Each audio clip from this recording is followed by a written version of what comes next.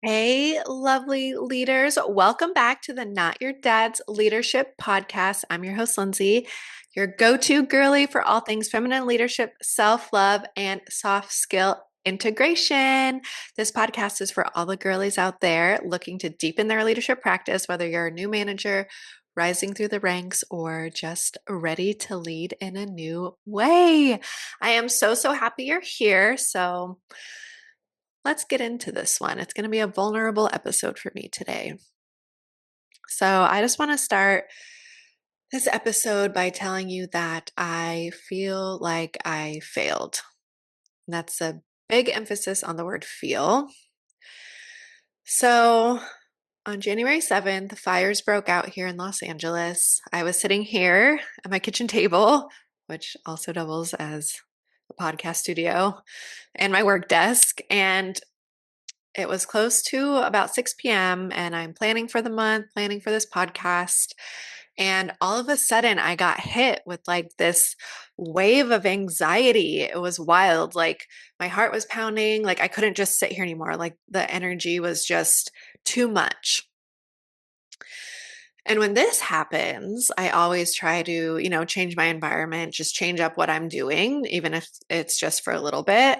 So we had just got a new dining room chairs. So I was putting those together. We just got a new record player as well. So I was putting on records and, doing something with my hands can always help me get past these little spells. So then the news came and fires came and more news came and more fires came. And later I realized looking back that when that anxiety wave came was right about the time that the Eaton fire had started in Altadena. And the Palisades fire had already been going, but it was growing by the minute. I think, like looking back on it, I could just feel like the panicked energy in the air. It was just like too much for me to handle. And so, of course, my husband and we are just watching this all so closely. We live close to downtown. So we are, surrounded by concrete, live in an old concrete building. There are structure fires where we're at all the time, and things don't, they don't go on to the next structure. So we know we're safe. But that night was not fun. The winds were whipping, our windows open, throwing trees around, and like I barely slept that night. I've honestly barely slept for like 3 weeks, but I will never forget waking up that next morning, Wednesday morning. I woke up probably around 7:30 and our room was just glowing orange. The sun is hidden by the smoke, which is making the sky orange, and it's just really dark orange. And normally I don't have to turn the lights on in our apartment until like the afternoon since we have such nice direct natural sunlight. But in this morning, we had to turn the lights on at like 8 a.m. because it was so dark and there was like no traffic, no birds chirping, like no dogs barking. It was just quiet. It was surreal. And then that night, the sunset fire broke out, which was honestly a little too close for comfort for us. And we started really making a plan. And again, we know we're safe, but it's, of course, important to just have these plans in place. But they actually started to evacuate people in the flats of LA, which is like, down from the hills, it's the flats, which was scary.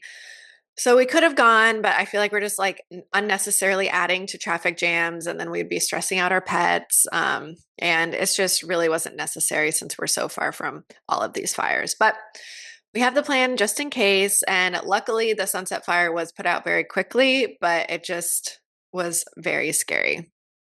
And during this time, of course, I wanted to get on social media to just see what's happening. And that was a big mistake. Every time I went on social media, I ended up just crying and I just couldn't handle all of the tragedy that was going on. And while we were far from any devastation and we were safe and so grateful that our family was safe, LA is like my heart and soul. I moved out here when I was right out of college and I've been here for 12 years and I could easily just go home and like live back in Iowa and live with my family and friends, but like LA is like my heart and soul and I couldn't imagine living anywhere else. And like the week before the fires, we went to the Getty and driving through the city like still takes my breath away. I just am so grateful for this city. So it was just, I love this place so much and seeing my favorite winery and the beautiful houses being burnt down along the PCH and just like all the history burning and knowing so many people lost their homes and their pets and, even their lives. Like I can't think about it too much. I'm getting emotional right now. Um, it's just too much. And then, I'd also just be crying at, the happy things too, of course, like people taking care of each other and the pets being found and people finding out their homes like made it through the fire. And for us personally, it felt like those first few weeks of COVID, if I'm sorry to take us back there, but if you remember, like my husband's work got canceled. We couldn't go outside due to the toxic air. Getting on social media was scary. Watching the news was scary. But we also, barely had the mental capacity to work either because we're like in panic mode. Like you just don't know what to do with yourself if you remember like those first few weeks of COVID. And just like a few miles from you, there is this devastation and this loss, but you're just sitting there like safe, but you're also reeling as well. So it's been such a weird time. And it felt like months. It feels like months. It's still going on. But looking back, it's like only been a few weeks. And, once the fires were starting to go out, it finally rained here in LA. It was, kind of just felt like a healing energy going on. And so once kind of started to feel a little better here, the inauguration came. So, all of this to say, between the fires and the inauguration, I have been so deeply emotional. And as someone with a community and as someone who wants to be a strong leader, I felt like I had two options: show up on social media and fake it, or retreat and take care of myself. And by fake it, I mean, act strong and stoic and just problem solve for everyone in my community and everyone in Los Angeles. So I chose to retreat. And it brought up so much for me about what it means to lead and what it means to be a leader.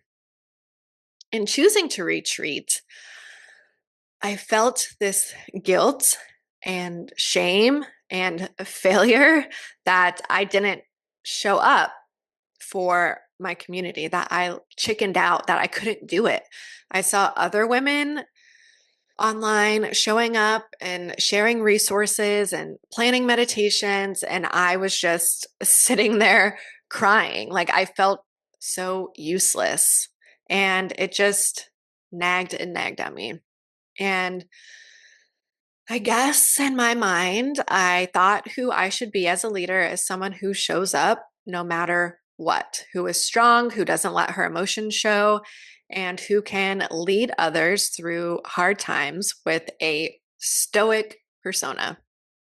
So I felt like I failed.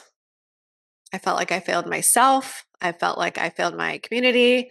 And maybe I did, maybe I didn't. But the reality is that failure is part of being human, and humanity is the heart of amazing leadership. So, if you don't know me too well, I can be really, really in my head. And not even just really, like, actually, I'm always in my head. I'm always curious as to why I do things, where these stories come from, what am I learning, and what I can do better. It never turns off. And I suppose it's a good quality, but it can be really exhausting sometimes. So here I was wondering why I felt like I failed. questioning, what does leadership mean? And what kind of leader do I want to be? And it made me think. So many of the leaders I've experienced in my, past have been about performance, perfection, and controlling and conforming. But if you've been listening to this podcast for a while, that was the worst because it gave me an anxiety disorder and long lasting trauma that I'm still in therapy for. So I thought to succeed, I needed to be just like them. That's what success looks like as a leader. But in the end, it just made me disconnected from myself. And that is not how I want to make people feel when I'm leading them. So I changed my life. I spent years doing work on myself to be better. But I've been learning recently that healing is not linear, and these stories from your past are going to show up when you least expect it. And I think with all this work I'm doing, I tell myself I'm the opposite of what a bad leader is, but I never actually stop to think what a good leader means to me and my place in the world and my humanity and my lived experience. And maybe instead of trying to be like the leaders I've seen, I need to be the leader I want to see. And most importantly, the leader I already am. Right now, with what's happening in the world, we don't need more thought leaders or experts or gurus who are removed from reality. We need leaders who bring humanity to the table and who show us what it looks like to lead from where they are. And where I was during this time was emotional. And I was frustrated with myself that I couldn't even think about showing up for others without getting emotional. That if I wanted to create a safe place for others, I can't show my emotions. But here's the truth: crying is good, emotions are good. Crying is regulating yourself. If you don't have a good cry, you are just shoving down your emotions. It's how we process, it's how our bodies process, it's how we show up authentically, and how we lead through the ups and downs. And I had this realization or flashback, whatever we want to call it, that, I used to cry a lot in my past jobs, and they were obviously toxic. But it was also because I pushed my emotions down all the time.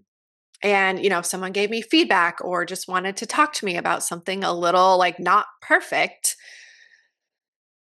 I had so much pent up emotion. I would just break down and cry. And, of course, some people didn't know what to do with me, but some people, of course, were very nice and held that space for me and just asked if I was okay. But a lot of people, if they haven't accepted their own emotions, they don't know what to do with a crying person. So a lot of times it was just kind of like, okay, like, this is a professional setting. Why are you crying? But I wonder if I had just accepted and embraced how I was feeling, how much different would it have been? Would I have seen the toxicity instead of acting like everything's fine? Would I have had an honest conversation with myself about who I had become? I don't know. And I don't want to get too much into like the emotions of this because I have a lot of emotional intelligence conversations coming up. Um, so I guess I just had to accept that I still have an inkling to want everything to be perfect. And in my eyes, perfect means showing no emotions. But what if instead of striving for perfection, I allowed myself to just lead from where I am? What would that look like in my life right now And what would it look like in your life? And really, for me right now, it means leading with emotions because that's just who I am. I'm an emotional person. I'm like fighting back tears during this whole conversation right now. And I need to just accept and embrace it. And my emotions mean that I care and that I feel deeply and that I am empathetic and can literally feel what's going on around me, just like how I could feel like the fire was coming and the fire had started.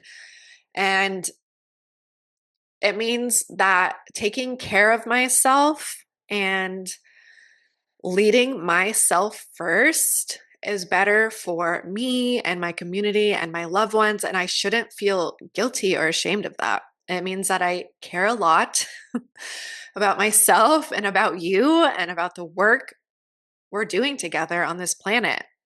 And after I am rested, I can come back stronger and more powerful than ever. And being strong and stoic and acting inhuman is not it anymore. It's just not the vibe. And even though it's scary, really scary, vulnerability and emotional awareness are some of my superpowers. I'm always very open about what I've gone through and the lessons that I've learned and the tools that I've gathered. And I know that it helps you and y'all, but my emotions have still been something that I haven't been vulnerable with. So I know that they're my superpowers. They're not something holding me back, but they are making me stronger. So I want to tell you this. I want to declare this. I can't promise you perfection, but I can promise you humanity. And with all of this being said, I just want to acknowledge here that, being my own boss, I do have the privilege to step back when I need to process, when I need to retreat. But I know that most women don't have that luxury. Like you're out there showing up at work every single day, holding it together for your teams, for your families, and for yourselves. And that kind of strength is incredible, but it's also exhausting. And I see you and I totally feel you. And this whole community is about showing up and supporting each other during these hard times. So if you need some support, if you need that support, we are here for you. Just take a moment, even when you're at work, to check in with yourself. Ask yourself, what do I need right now to show up as my best self? It might be a deep breath, it might be a hard conversation. Whatever it is, honor it and take the actions that you need. I'm learning, we don't have to wear a mask to be a good leader. We don't have to ignore what's happening in the world. It's okay for us to say, this is hard. This is sad. I'm not okay. Vulnerability doesn't weaken your leadership, it strengthens it. It shows people that they can be real too. And that is what builds trust. So, your emotions, your fears, your moments of joy, they're not weaknesses. They're what makes you a leader people want to follow. And I'm being reminded of that right now.